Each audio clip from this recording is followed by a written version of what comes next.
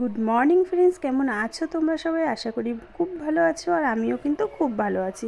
তো আজকের ব্লগটা কিন্তু একটু লেট করে শুরু করলাম, মানে এখন বেজে গেছে প্রায় 10:30 কি 11টা। তো আমাদের বাড়ির সামনে একটা মোড়ের মাথায় যে দোকান আছে, সেই দোকানে চলে এসেছি। আজকে রান্না হবে ডিম। তোমাদের দাদাভাই আজকে বাজারে যায়নি, তো দোকানে এখন ভাইজিরা বসে আছে।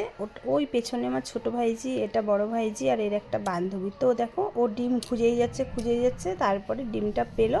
পাওয়ার পরে আমি ডিমটা নিয়ে চলে আসলাম বাড়িতে। তো ডিম আর এদিকে হচ্ছে পোস্ত।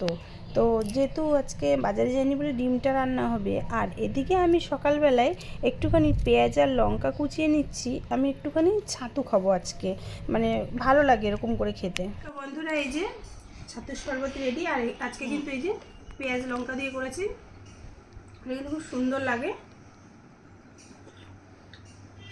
চলো খেয়ে নিই। টাটা। আর দেখো, এই যে এই নতুন নাইটিটা আমি গিফট পেয়েছিলাম, তো এই নাইটিটা যাচ্ছি এখন সেলাই করতে।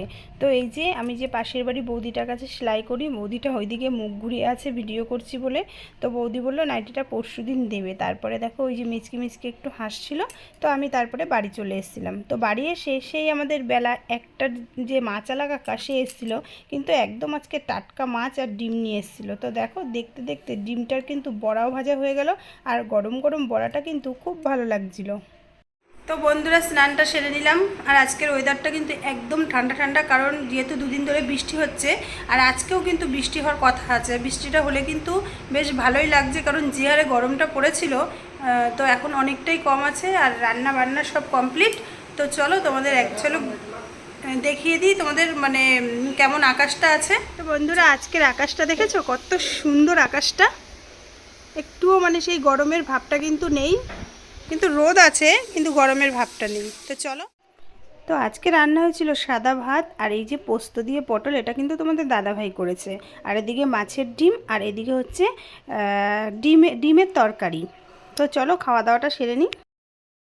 তো এদিকে আজকে 3টে না বাজতে বাজতেই পার্লারে লোক কাস্টমার চলে এসেছিলো, কারণ এর আগের দিন আমরা একটা হেয়ার নিয়ে যা ভুগেছিলাম।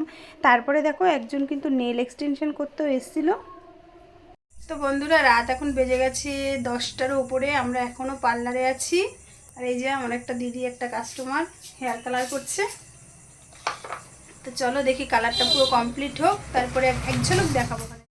তো এই যে তার হেয়ার কালারটা, সে প্রথমে গোল্ডেন করবে ভেবেছিল, কিন্তু গোল্ডেনটা আর করেনি, কারণ এই কালারটাই কদিন পরে উঠে একটা হালকা গোল্ডেন তামাটে চলে আসবে, সেই কালারটা আরও বেশি ভালো লাগবে দেখতে। আর দেখো, এদিকে বলেছিল পিছনেও একটু করতে। তো বন্ধুরা, এখন ঘড়ির কাঁটায় বেজে গেছে প্রায় 11টা, ওই 10-15 মতন হয়েছে। মা এখনও দুধ খাচ্ছে। আমাকে বলেছিল দুধ খাওয়ার কথা, তো আমি দুধ খাবো না এখন, যদি গ্যাস ট্যাস হয়ে যায়। তো যাই হোক, পার্লারে তো প্রচুর ভিড় দেখতে পেলে। আর লাস্টে ওই হেয়ার কালারটাও খুব সুন্দর হয়েছে, ওরও খুব পছন্দ হয়েছে। যাই হোক, এখন তো আমরা ওদের খাওয়া দাওয়া পুরো কমপ্লিট হয়ে গেছে।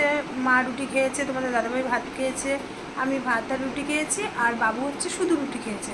যাই হোক, তো চলো আজকের মতন ভিডিওটা এখানেই শেষ করলাম। ভালো লাগলে অবশ্যই কিন্তু লাইক কমেন্ট শেয়ার করতে হবে। আর হ্যাঁ বন্ধুরা, তোমরা কিন্তু আমার চ্যানেলটি সাবস্ক্রাইবও করছো না, আর ফেসবুকে যারা আছো তারা কিন্তু ফলোয়ার্সও করছো না। তো একটু তাড়াতাড়ি ফলো করে দাও। তো চলো, টাটা।